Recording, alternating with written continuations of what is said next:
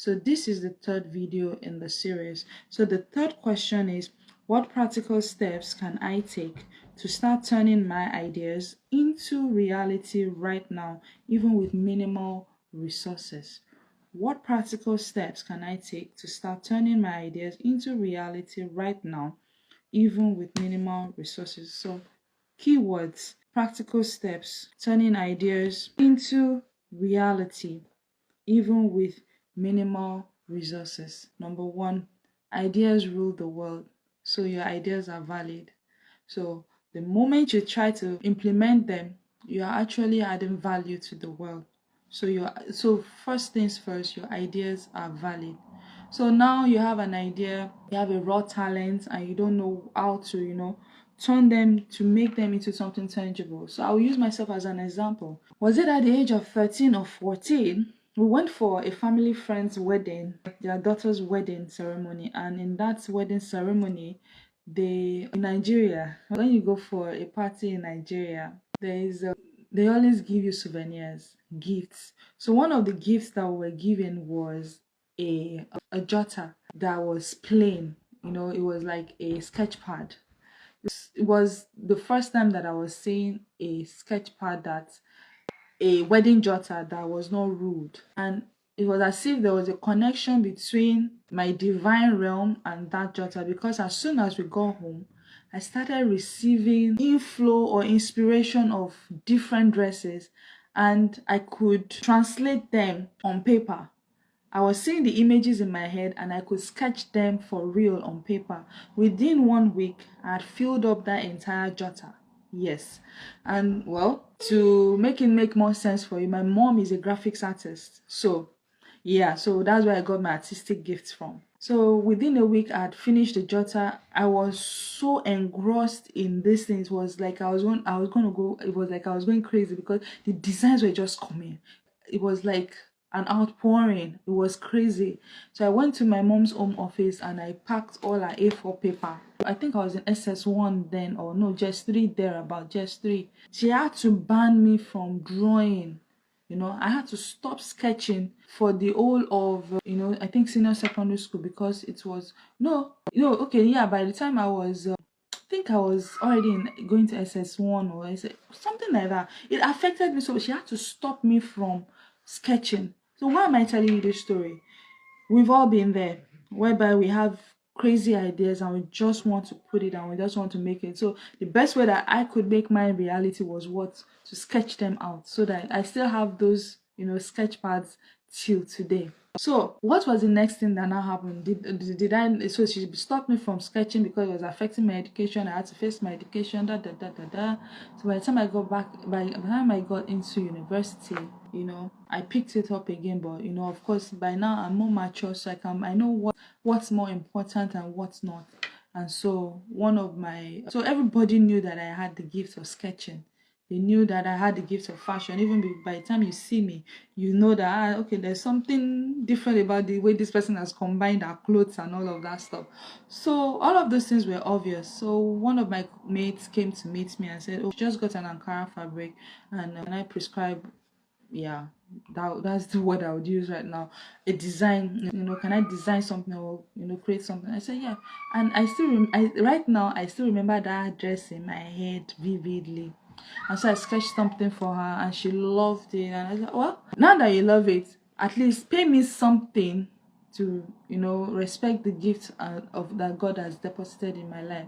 And they're like, why? I said, anything, whatever you want to give me, just give me. And guess what? She gave me 100 naira. Yes. So the first time that I earned for my sketching was 100 naira back then in university, and I think we were in year 2 thereabout. So now you've heard my own story of how I was able to make the first kobo, the first money from the ideas that I had in my head. So what can you do? What is that idea that you have? Who needs it? Who can you offer it to for free? Because for years I was just sketching, and then I just saw it as a window of opportunity to ask for something in return. So one of my mentors, Peladro Toye, would always say, whatever you want to earn a fee for, you must be willing to do for free. So who can you offer your gift for? Who can you volunteer your gift for? So you know how to draw, you know how to do, or you've used Canva to teach yourself how to do graphics design, you know how to sing, whose birthday is coming that they want to do a party. Can you tell them, oh, can I come and sing for free at your birthday party? They'll pay you a rice, won't they? Yeah. Who is getting married, and so you just keep getting better, just keep owning that gift. That is very important. So what happened to my sketching gift? By the time I was, in the previous video I already told you that I was doing my fashion business while in banking.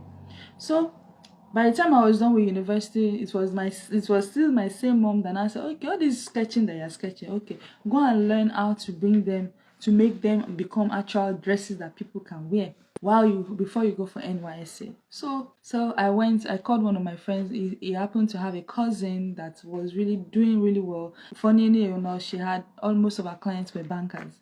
So I went to Priska's shop then, and then I met two other graduates also that were from University of Unilag, University of Lagos, and we were there, and she was teaching us, and but I hated the rigor of sitting on machine. That was just too physically stressful for me, my friend. And I think she saw it in me that, okay, so there was a day she called me and said, Abimbola, your own gift is to do design, do the management side of things, but you need to outsource this rigor of doing the manual labor.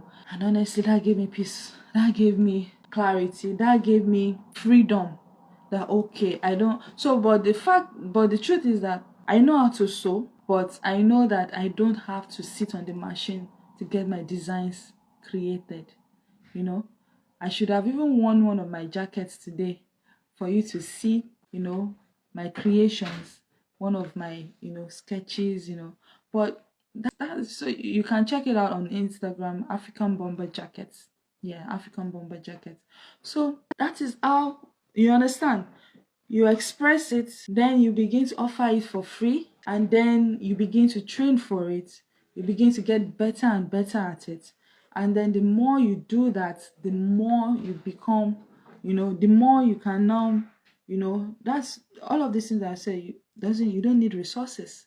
You can find somebody to help to teach you for free. Even, some ideas, some talents, you can express them in church. Exactly. Most musicians that you see today, they started off in church. They are singing, they are playing instruments, they are look at semi sound engineering and all of those stuff. So there is so much that you can do with minimal or no resources. You just need to know what your gift is, who needs it, who can you offer it to, and how do you build on it, how do you leverage on the opportunities around you. You need to be able to recognize the opportunities that are around you. So for me, that was the process, that was the progress. And then I was done. I did the fashion training for about 3 months before I now went for NYSC. So coming back for NYSC, of course, you now have to start applying for job here and there. But of course, I already have the skill, I have the raw talent, and I have already fine-tuned it to a good extent. So I came across a lady that I just returned from Ghana, who was setting up a fashion design. She cannot draw to save her life. And then by some cosmos coincidence, we met, and she was wowed by my sketches and said, let's partner together. But of course, the partnership became working for me. From I'll pay you 30,000 naira monthly, came out, I can only afford 20,000 monthly. Get to Ikosi, close to Keja, was crazy. But I knew what I wanted. I knew, okay, it was an opportunity to learn the business side of fashion. Can you see the progression? So, graduating top of my class, of course, I could have been proud to say, why will you offer me? Do you know how much my mother paid for school fees in Crawford University, that you now be paying me a whole meeting? But I knew there was more for me to gain when it came to fashion, owning my fashion ideas. So I went, and I was there for about 2 months before I got frustrated and stopped going. And then I felt like, okay, at least I know some good bits of business side of fashion and the places that I can actually get fabrics and all of those things. And I felt like, okay, since I'm still looking for work, what can I do in the interim? So I began to look for tailors that could interpret my designs. Tailors that could interpret, mind you, because remember, I hate doing the rigor of physics. So I needed to find somebody that could interpret my design. It was crazy, but it was a long journey. But eventually, I found someone that could interpret my designs, and then we began to work together. Then by that time, I had gotten into banking. You understand? So, of course, I had my sewing. So now the knowledge of knowing how to sew. When my tailor is telling me something is impossible, I'm able to tell them, no, if you cut it this way, do it this way, put this one this way, you will be able to do it.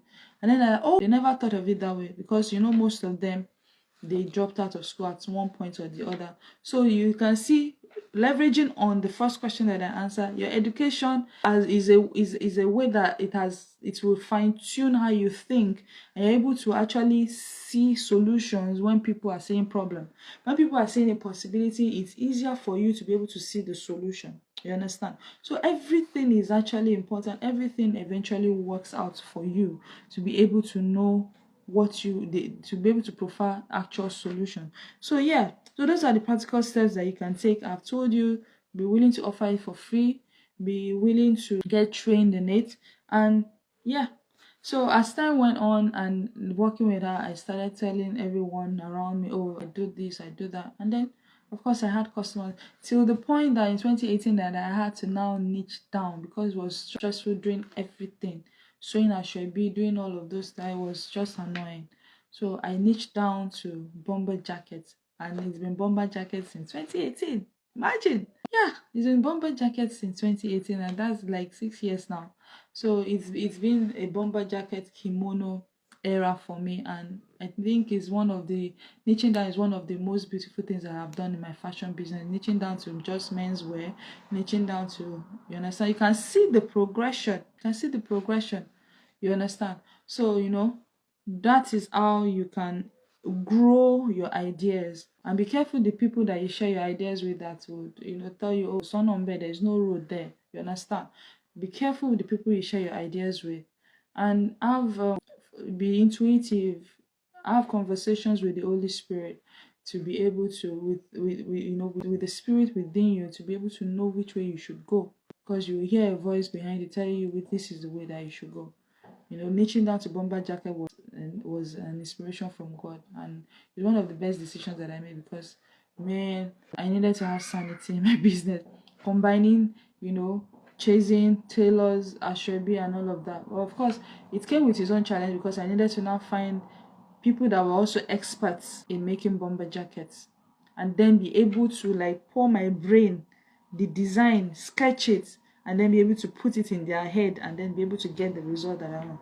Every bomber jacket that you see, an African bomber jacket, is my brainchild. Understand? So it's just the way people have surrogates that help them to birth their children into full time. You understand? So I have tailors that work for me, but I'm the one that sketch. I'm the one that have the concepts. Get the fabric. Fabric selection, fabric combination, color combination. That's why every jacket you see there is unique. You can't find a replica in the world, because it will be some cosmos miracle, to have the same set of fabric at the same time in the same tailor shop, being combined together to make a bomber jacket. You understand? So you can see the trajectory of growth, how my ideas had grown over the years, to enable me to be able to turn my ideas into money. You can see the growth. So it's also possible for you, and I hope you're able to find yourself in my story, and you're able to find the answer that you need, that is unique to your situation.